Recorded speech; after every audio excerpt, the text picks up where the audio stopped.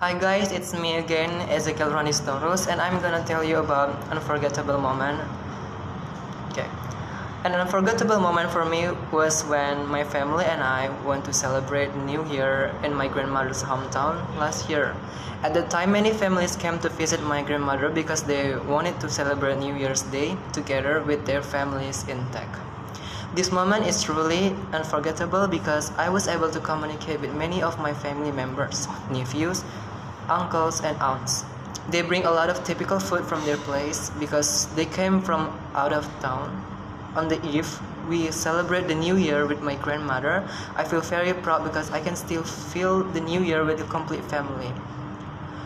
When it was a midnight, we immediately prayed and apologized to each other and shook hands with each other.